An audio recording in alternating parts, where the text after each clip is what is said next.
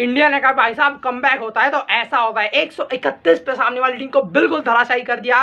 पहली बैटिंग करते हुए 180 के बाद तो हम पहुंच ही गए थे। वैसे एक क्लिनिकल परफॉर्मेंस के साथ 131 पे ऑल आउट कर दिया सामने वाली टीम को। India is back in the series. शुरुआत से शुरू करते हैं एक्चुअली। ऋषभ पंत फिर एक बार टॉस आ जाते हैं, टेम्बो बाउआ बॉलिंग चूज कर लेते हैं, बैटिंग आ जाती है अब इंडिया की। Then only Ruturaj Gaikwad form. बात करनी जरूरी होगी क्योंकि जिस तरीके से बंदा खेला, प्रेशर में थे, लेट्स बी ऑनेस्ट, बहुत सारे प्रेशर में थे क्योंकि ईशान किशन बहुत आगे भाग चुके हैं उनसे। तीनों मैचेस में 50 लगाए, हम बात करेंगे उसकी भी। लेकिन ऋतुराज गायकवाड़ एक क्लास परफॉर्मेंस दी है इन्होंने। कुछ बैट्समैन होते हैं जिनकी बैटिंग आप देखना चाहते हैं स्टेडियम में जाकर, ऋतुराज गायकवाड़ उनमें से एक बल्लेबाज है। जिस तरीके के शॉट लगाए, एंड्रिक नॉर्किया को 5 चौके लगातार एक ही ओवर में जड़े थे। ये बंदा ऐसा है ना कि इसको पेस से कोई फर्क नहीं पड़ता। आईपीएल में भी एंड्रिक नॉर्किया हो, रबाड़ा हो, उमरान मलिक हो, सामने निकल के शॉट खेल रहे थे। यानी पेस से उनका कोई फर्क नहीं पड़ता उनको। बीच में हेलमेट पे भी लग रही है, एजेस भी लग रहे हैं, लेकिन टिके रहे और एक अनबिलीवेबल पारी खेल डाली उन्होंने। प्रेशर में थे, 160 के स्ट्राइक रेट के साथ भागे, फिर साथ में ईशान किशन भी थे। लगातार तीसरे मैच में एक अच्छा क्लिनिकल परफॉर्मेंस दिया ईशान किशन ने।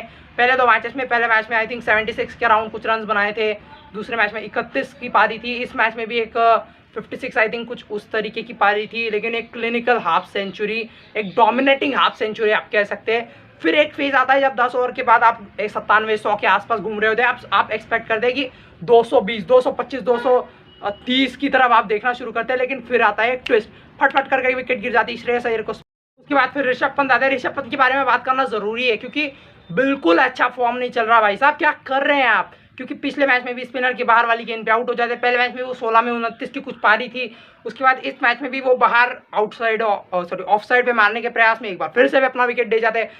अब आते हैं हार्दिक पांड्या एक तरफ है, एक तरफ दिनेश कार्तिक है। फिर एक बड़ा लंबा 5 ओवर का फेज आता है जहाँ पे आपको लगता है कि यार बाउंड्री नहीं है, एक भी चौका नहीं लगता, 32 गेंदों का वो फेज होता है। उसके बाद डीके भी आउट हो जाते हैं। फिर आते हैं हार्दिक पांड्या एक बीच में कैच भी छूटा था और जीवनदान का भरपूर फायदा उठाया गया। डिस्ट्रक्टिव पारी थी क्योंकि अगर इनकी पारी ना होती ना तो आप कहीं पे ही अटक के रह जाते। लेट्स बी ऑनेस्ट, बहुत तगड़ी पारी इन्होंने खेली, इंपैक्टफुल पारी थी।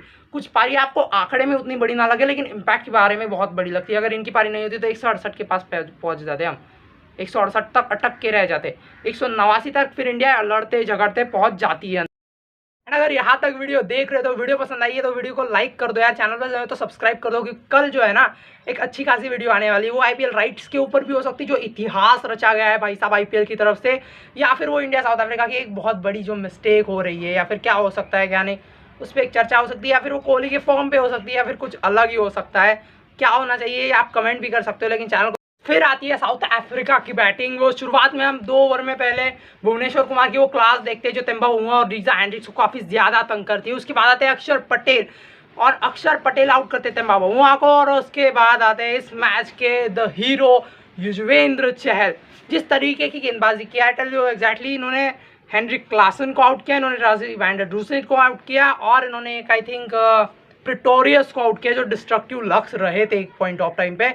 तो एक बहुत बढ़िया स्पेल डाला, ओवरऑल अटैकिंग पोजीशन पे गए, अटैकिंग स्पेल डाला। जब बचने जाते तो बहुत रन खा सकते हैं, और जब 5 की इकोनॉमी के साथ आप T20 मैच में बॉलिंग कर जाते हैं ना, तो फिर वो बहुत डिफरेंस डाल जाता है अंत में। उसके बाद आते हैं फिर हर्षल पटेल भी आए। हर्षल पटेल ने 4 विकेट चटकाई, 3.1 ओवर समथिंग इतने ही में थे।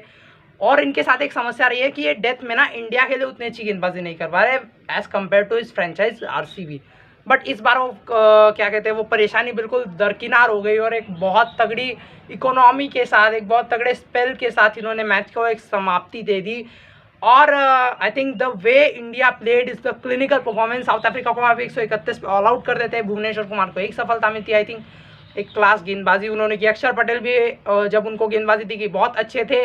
सो ओवरऑल एक क्लिनिकल परफॉर्मेंस साउथ अफ्रीका के सामने। अब एक जीत अर्जित हो चुकी है, अभी सीरीज लाइव है 2 मैचेस, लेकिन ये भी सच्चाई कि अभी जीतना बाकी है।